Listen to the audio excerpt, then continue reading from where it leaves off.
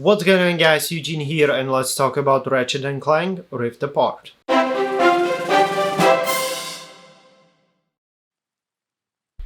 Now, if you're not familiar with Ratchet & Clank, this series has been with us for a long time, first installment being released in 2002.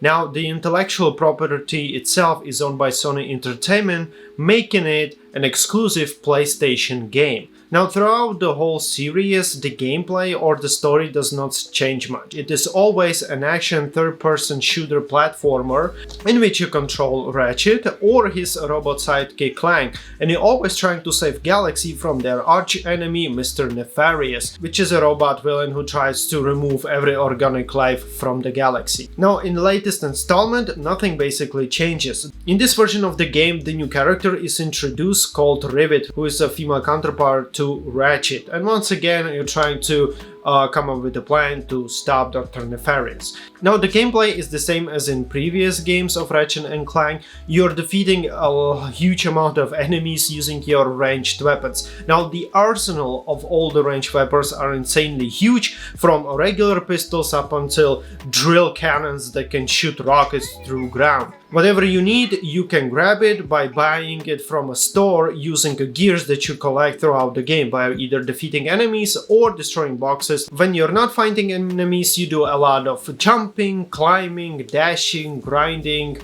or teleporting. Yes, the new mechanics introduced in this game are in fact teleports, because the dimensions were rifted. You have an ability to attach to portal and quickly move to that area. Also, a new dynamic in the game is the fact that you have crystals which you can hit and change the dimension, basically jumping on the same planet but in different dimensions. Now, besides controlling main characters Ratchet or Rivet, you can actually also control Clank or Glitch, a new robot introduced in this game.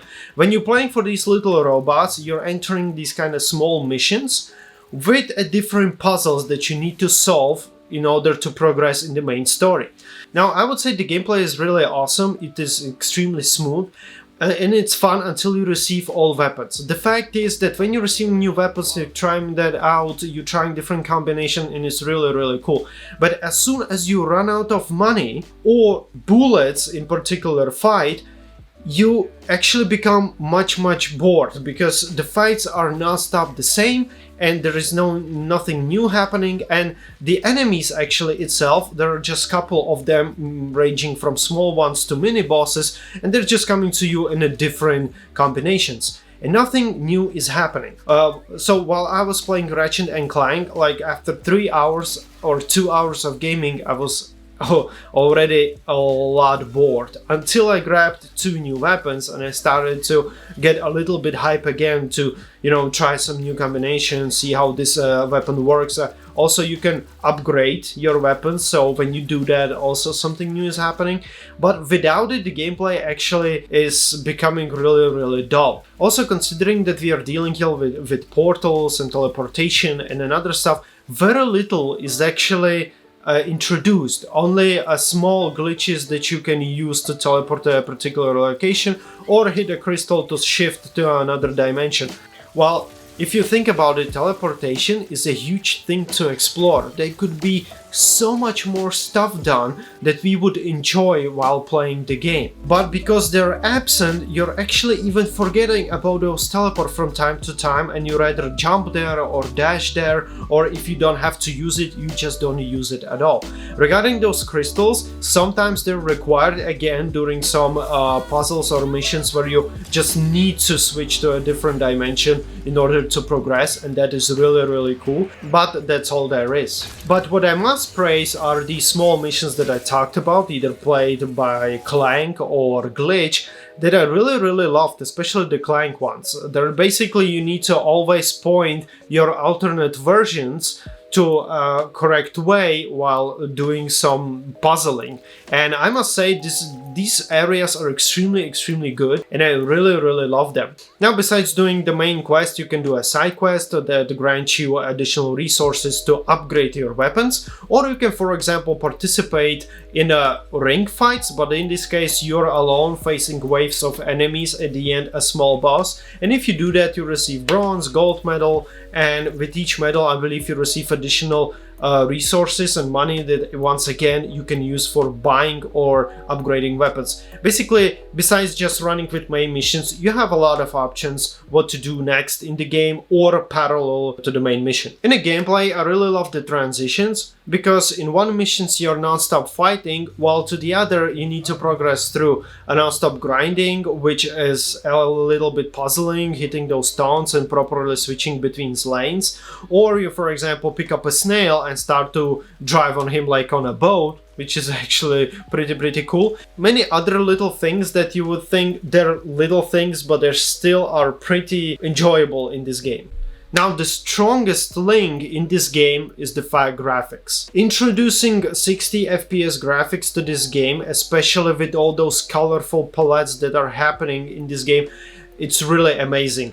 All the areas, all the planets are beautifully crafted. I must say that it is a really pleasure to play a game like that. Whether you are in an almost open world environment where you're completing in the main missions or side missions, or for example even a small cantinas, or in this case clubs or bars. I'm calling them cantinas because they actually remind me a lot of cantinas in Star Wars. For some reason you feel like at home there. You wanna actually hang out in those bars and don't leave them, because it's like it looks really chill and cool. So now if we sum up the whole game, you have a beautiful graphics, really amazing palette of colors, and all those designs of planets, bars, different locations is really beautiful, as well as soundtracks and sounds. At the same time, you have sometimes fun transitioning between fights, or even those fights, they seem hectic, but honestly they are very well controlled, and you don't have that feeling sometimes that you have no idea what's happening. That's not in here. You always know what's happening, which enemies you need to defeat first, which enemies you can save for last, and all together you have a little bit fun. On the other hand, if you don't acquire new weapons, if you don't upgrade, the gameplay becomes actually dull. You have a little bit childish story. I mean, a villain and of course good guys trying to save the galaxy. In a lot of ways these characters are talking in cliches, and there are sometimes jokes, but I think these jokes are made for younger audiences, so you don't enjoy them from time to time. Also, you have a lot of things that are not used or explored properly. Like I mentioned, teleportation could be a huge thing in this game. You could like literally make some phasing abilities, some teleportation abilities, or these crystals changing the dimension more and more. Or why, for example, not making Rivet a completely different character? Instead of shooting, she would have, let's say, different melee weapons. She could have a sword and a hammer, and then like some maybe kicking boots or punching gloves, you name it. And she would, for example, have some kind of ability to travel between dimensions, or on the other hand, Ratchet. The gameplay then would be diversified, and I believe it would have been much more fun to switching constantly between one and another. Here it's non-stop one of the same. But now we come to the worst part in the game, and that it costs $95. Now, I know that in the United States, like on GameStop, it costs a little less. It costs like $69 or like $70. But for example, in Great Britain, it actually costs £70, which is around $95. In my country, it costs $95, and I mean, regular new released games cost $60. I understand that it's exclusive, that is for PS5, a new console. But I swear to God, if I was not doing a review on this game, I would never pick it up, because it is just too expensive for a game like that.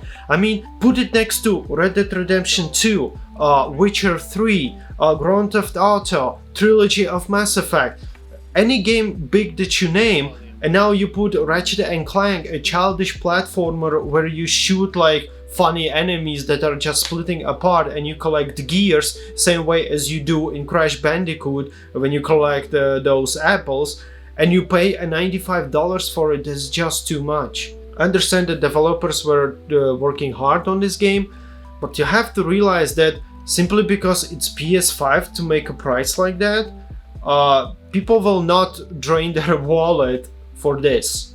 And I actually am not even planning on finishing the game, because out of sheer conviction that is just too much to pay for a game like that. So I hope you enjoyed this review. I hope it gave you a little bit glimpse into the game, whether you should buy it or not.